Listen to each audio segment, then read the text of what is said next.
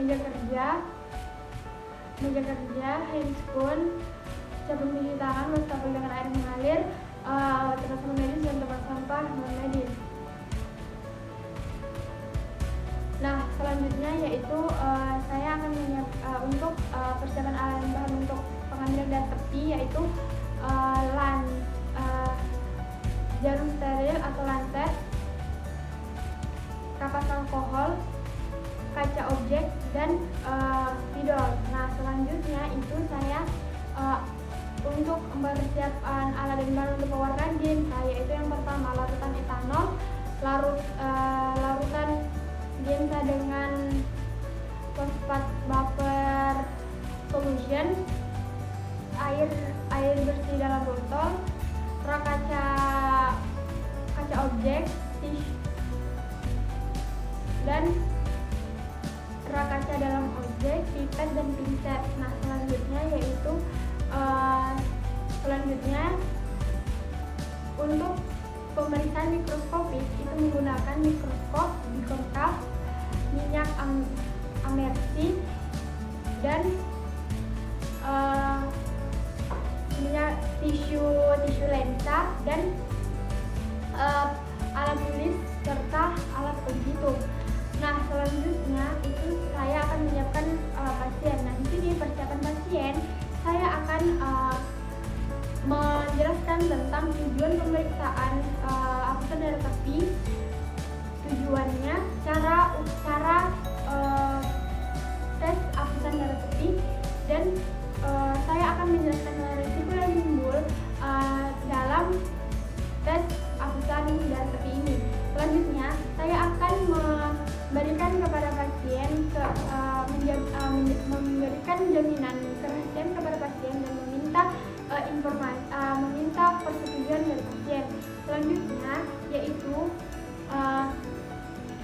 untuk pengambilan darah tepi, untuk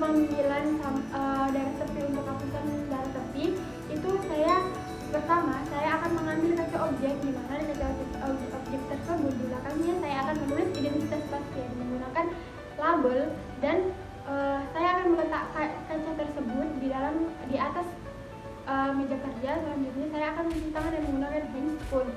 Nah, selanjutnya saya akan meminta jari salah satu dari pasien, dan selanjutnya saya akan meminta pasien untuk rileks, dan selanjutnya saya akan membersihkan tangan pasien menggunakan kapas alkohol. Selanjutnya saya akan menusuk jari pasien menggunakan lancet atau jarum steril, dan selanjutnya saya akan menekan lembut jari pasien. Selanjutnya saya akan meletakkan yang bertujuan untuk mengeluarkan darah dari jari pasien. Nah, selanjutnya saya akan mengambil kaca objek dan meneteskan dan meletakkan tetesan pertama dalam kaca objek dan tetesan kedua dalam kaca objek di bagian tetesan kedua itu di bagian tengah dari kaca objek. Nah, selanjutnya saya menekan jari pasien bertujuan untuk menghentikan pendarahan dengan menggunakan kapas alkohol. Nah, selanjutnya saya akan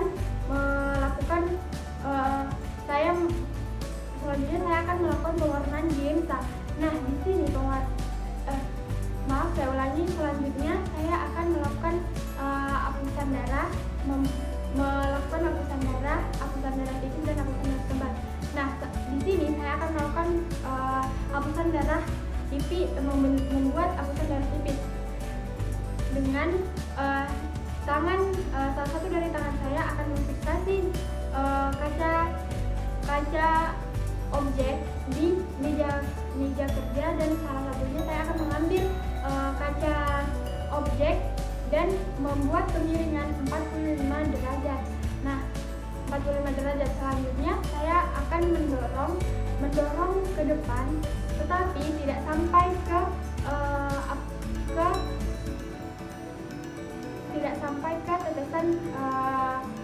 tetesan yang pertama. Nah, selanjutnya saya akan menarik ke belakang sampai ke ujung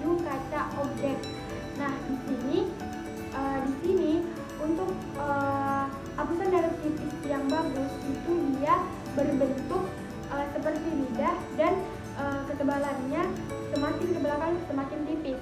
Nah, selanjutnya saya akan membuat hapusan dan tebal, di mana di sini saya akan mengambil kaca objek dan membuat lingkaran dengan kaca objek tersebut.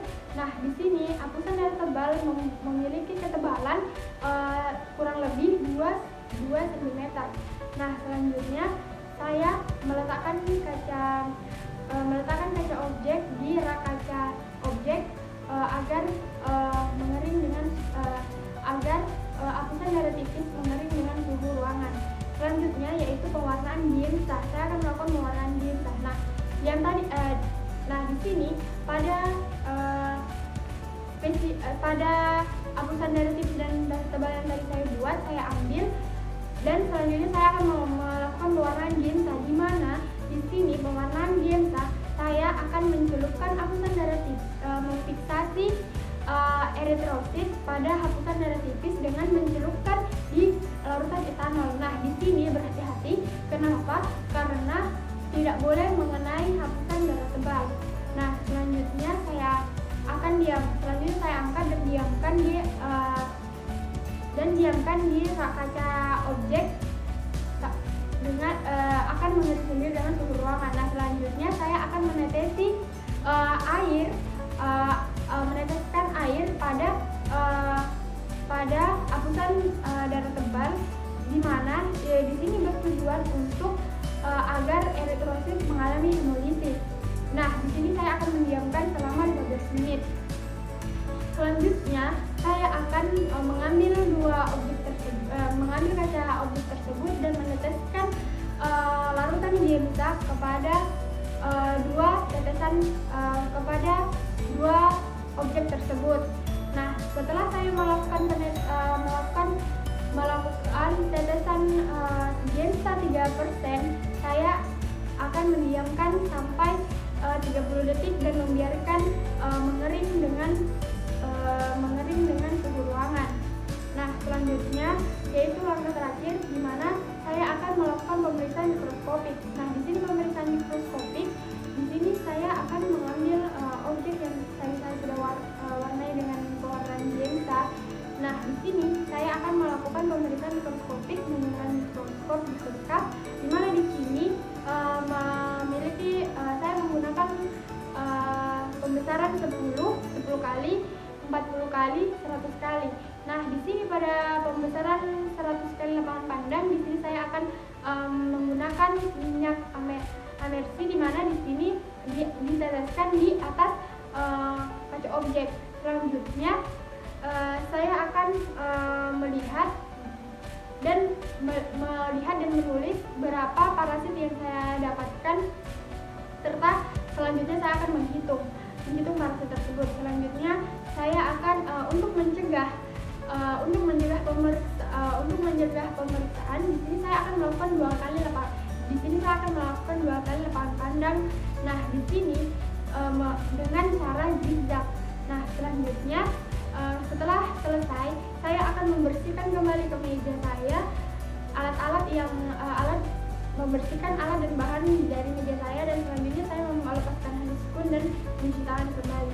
Nah, baik, itulah sekian dari penjelasan tes hapusan darah.